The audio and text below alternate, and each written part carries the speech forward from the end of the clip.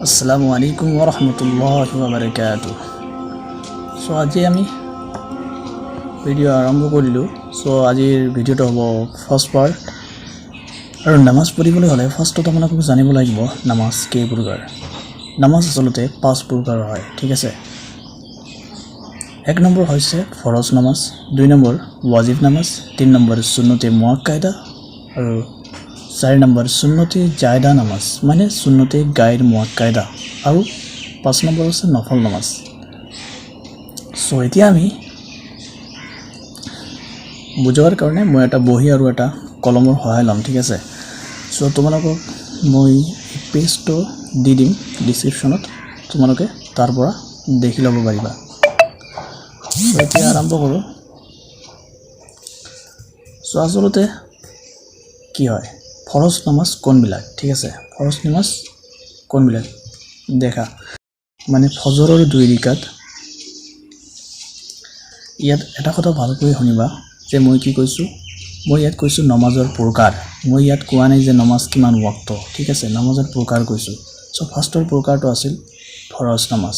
ফৰজ নামাজ কোনবিলাক ফজৰৰ 2 ৰিকাত, জহৰৰ 4 ৰিকাত, আসৰৰ 4 ৰিকাত, মাগৰিবৰ 3 ৰিকাত আৰু ইশাৰৰ 4 ৰিকাত নামাজ ফৰজ। তাৰপিছত কৈছে যে শুক্ৰবাৰৰ দিনত যি ঠাইত জুমা নামাজ পঢ়া শুদ্ধ হয়, মানে শুক্ৰবাৰৰ দিনা যি ঠাইত জুমাৰ নামাজ পঢ়া শুদ্ধ হয় সেই ঠাইত জহৰৰ 4 ৰিকাতৰ পৰিৱৰ্তে জুমাৰ 2 ৰিকাত নামাজ ফরজ, ঠিক আছে। মানে যি ঠাইত জুমা নামাজ পঢ়া শুদ্ধ হ'ব, মানে তুমি এটা ঠাইত গৈছা, এই ঠাইত মসজিদ নাই, মসজিদ বহুত দূৰত, ঠিক আছে, বহুত দূৰত আৰু ইয়াত কোনো মসজিদ নাই, এনে মুক্তব আছে, কিন্তু তাত শুক্ৰবাৰ নামাজ নচলিব, তাত তোমালোকক জহৰ নামাজ পঢ়িব লাগিব 4 ৰিকাত, ঠিক আছে। কিন্তু য'ত চলিব শুক্ৰবাৰ নামাজ তাত আমৰা কি কৰিব লাগিব, শুক্ৰবাৰ নামাজ পঢ়িব লাগিব জহৰৰ নামাজৰ পৰিৱৰ্তে যে 2 ৰিকাত শুক্ৰবাৰ নামাজ পঢ়িব লাগিব। এগুলা হৈছে ফৰজ, ঠিক আছে। তাৰপিছত আহিল ওয়াজিব নামাজ। 2 নম্বৰ ওয়াজিব নামাজ। ওয়াজিব নামাজ কোনবিলাক 1 নম্বৰ আছে বিতৰৰ নামাজ, বিতৰৰ 3 ৰিকাত নামাজ। তাৰপিছত আছে ঈদুল ফিতৰৰ নামাজ, ঈদুল ফিতৰ আৰু আছে ঈদুল আজহা। আৰু যেটো এতিয়া ক'লো যে বিতৰৰ নামাজ, বিতৰ মানে তোমালোকে তো বুজি চাই, মানে বেতেৰ, আমালোকে যেটো কও বেতেৰ আচলতে হয় উইথৰ, ঠিক আছে।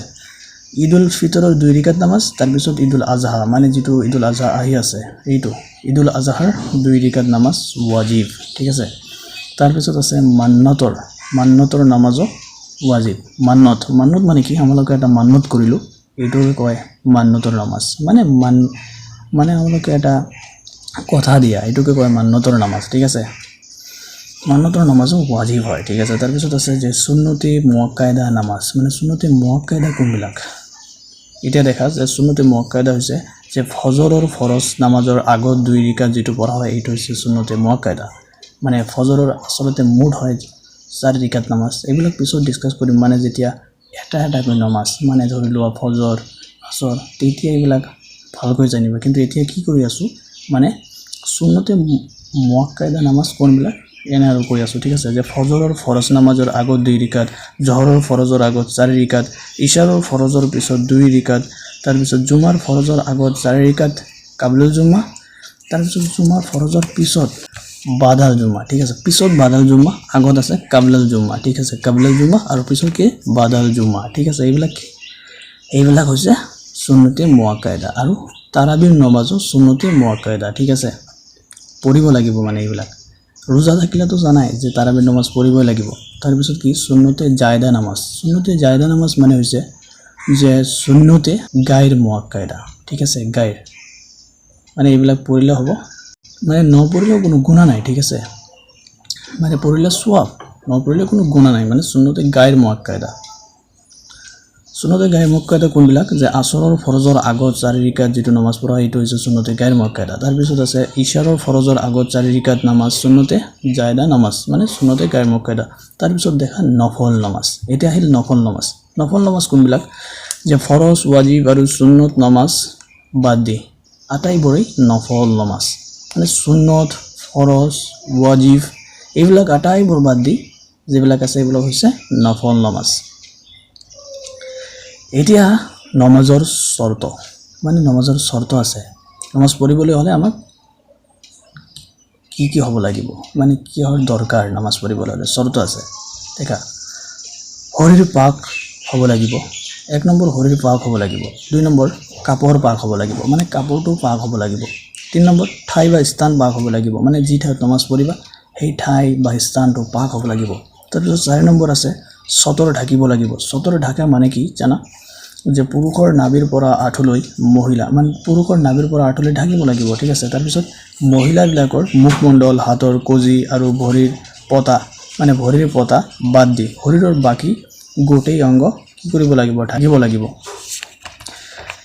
তাৰপিছত দেখা তাৰপিছত হৈছে দাখিবিলাক যিবিলাক দাখি আছে দাখিসকল মানে দাখিসকলৰ নাভিৰ পৰা মানে দাখিসকলৰ নাভি হৈতে বা নাভিৰ পৰা ভৰিলৈ ঠিক আছে নাভিৰ পৰা ভৰিলৈ আৰু পেট আৰু পিঠি ঢাকি ৰখা ফৰজ পেট আৰু পিঠি ঢাকি ৰখা ফৰজ ঠিক আছে ইয়াৰ ব্যতিক্ৰম বা বিপৰীত হ'লে নামাজ শুদ্ধ নহ'ব ইয়াৰ ব্যতিক্ৰম বা বিপৰীত হ'লে মানে এইবিলাক নহ'লে কি নহ'ব নামাজ শুদ্ধ নহ'ব ঠিক আছে তাৰপিছত দেখা কেবলা মুখ বা পশ্চিম মুখ মানে কেবলা মুখ হৈ নামাজ পঢ়িব লাগিব কেবলা মুখ বা পশ্চিম মুখ হৈ নামাজ পঢ়িব লাগিব তাৰপিছত নিয়ত কৰা আপোনালোকক নিয়ত কৰিব লাগিব ঠিক আছে আপোনালোকক নিয়তবিলাক পিছত দেখিম ফাৰ্ষ্টত মানে অলপকৈ আগবাঢ়ি যাম তেতিয়াহে ভাল হ'ব ঠিক আছে তাৰপিছত আপোনালোকে পিছৰ ভিডিঅ'ত পঢ়িম নামাজৰ মাজত 7টা ফৰজ কাম মানে ফৰজ কাম কোনবিলাক এইবিলাক পিছৰ ভিডিঅ'ত পঢ়িম ঠিক আছে সো আজি ইয়ালৈ